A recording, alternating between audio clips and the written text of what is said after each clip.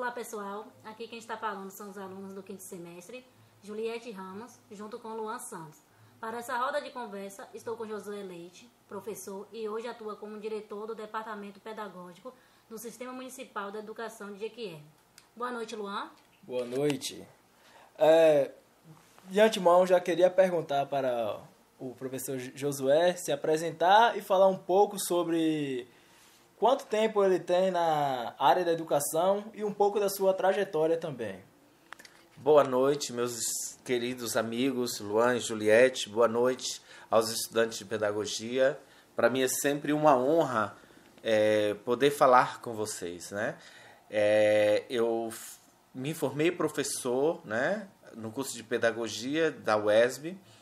Me inseri no ano de 2002, me formei no ano de 2006 e logo em seguida, após formatura, eu fui ensinar no Colégio Dinâmico, entre outras práticas, fui reda no estado e desde lá o exercício profissional do magistério nunca esteve distante, né, da minha trajetória, do meu caminho. Então, foi um caminho muito marcado por esse exercício do magistério e principalmente do magistério superior, porque aí eu fui fazer o mestrado, doutorado, fui professor substituto, inclusive na própria UESB, no curso de pedagogia, fui professor de vocês, né?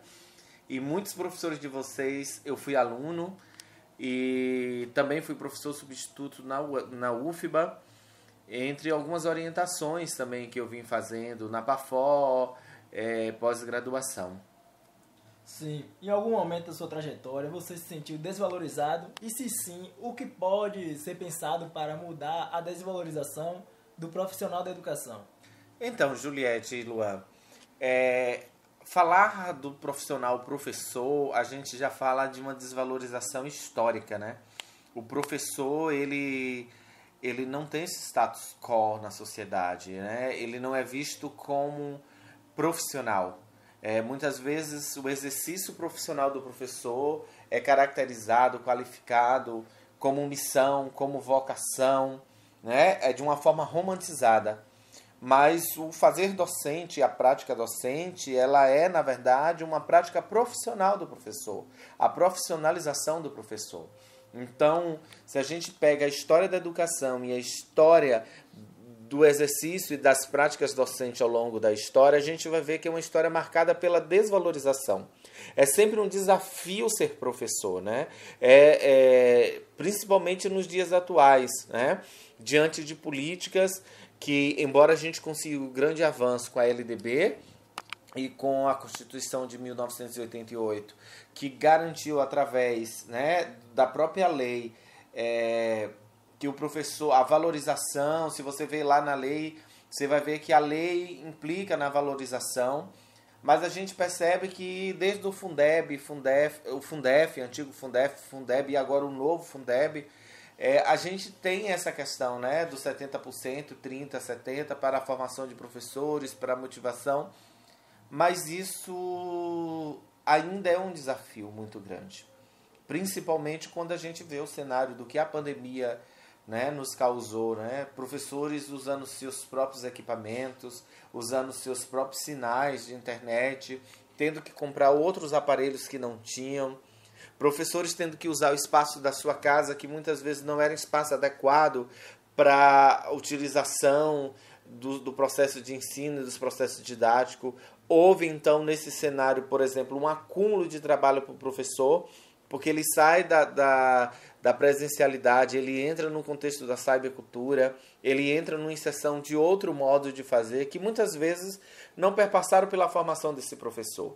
Então ele teve que ir com a coragem, como sempre tem vindo ao longo da história. Então é uma história de desvalorização, sim, é uma história que muitos avanços também, muitas conquistas também. Sim. Se tratando também do cenário atual, é fato que toda a carga horária do professor, às vezes, causam doenças devido à sua sobrecarga, né, de trabalho, mas no cenário atual, você acha que isso potencializou, a pandemia contribuiu para que os professores desenvolvessem doenças e desgastes físicos e mentais? Olha, a pandemia ela é um desafio até hoje, né? Como eu falei, ser professor nesse contexto atual é muito grande. Porque a pandemia não só sobrecarregou o professor com outras tarefas e outras atividades, como eu pontuei na fala anterior, mas a pandemia acarretou também morte de muitas pessoas próximas, muitas pessoas queridas.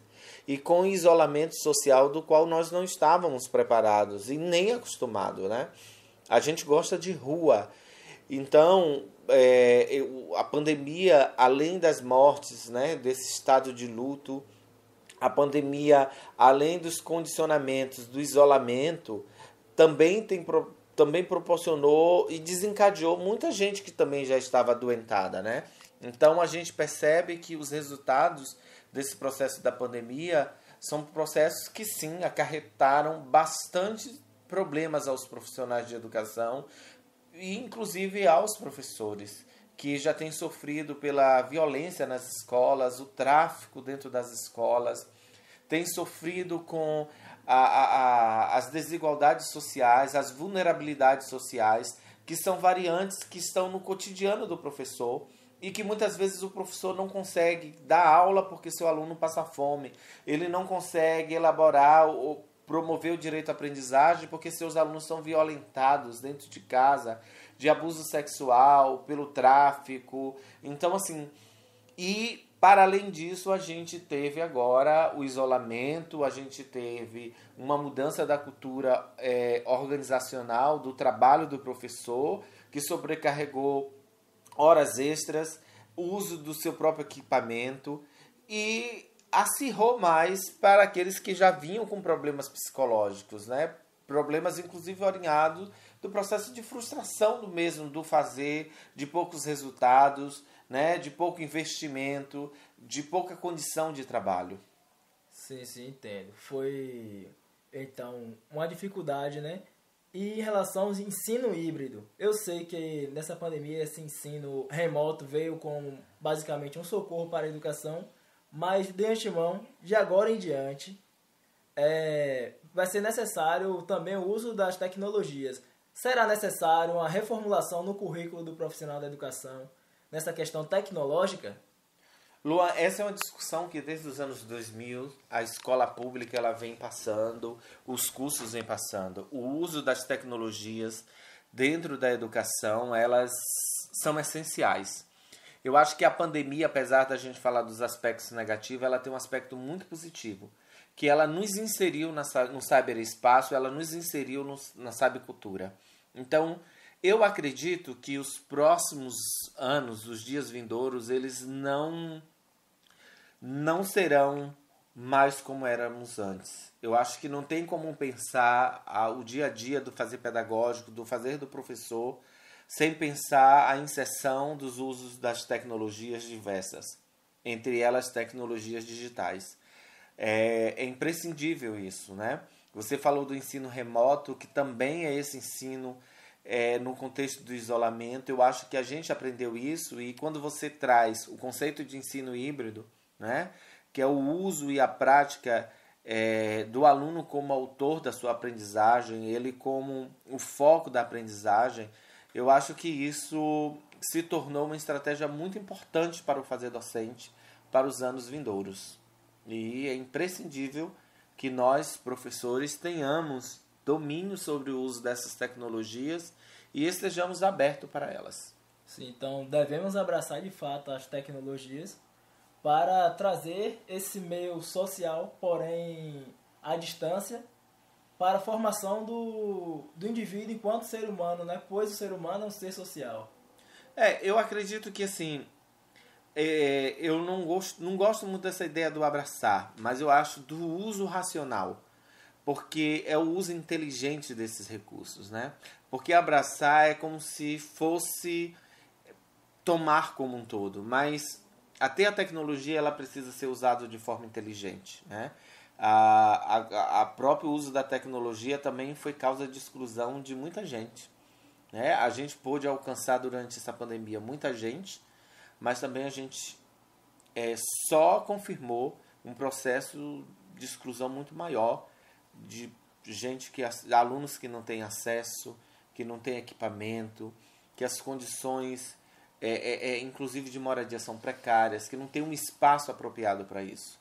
A pandemia também revelou algo que a gente já sabia, mas que a gente, não sei se a palavra é medo, vergonha ou até mesmo falta coragem, né? Então, isso faz necessário reformulação nos nossos currículos, reformulação na nossa proposta de formação, nos projetos políticos pedagógicos das escolas e nas diretrizes, né?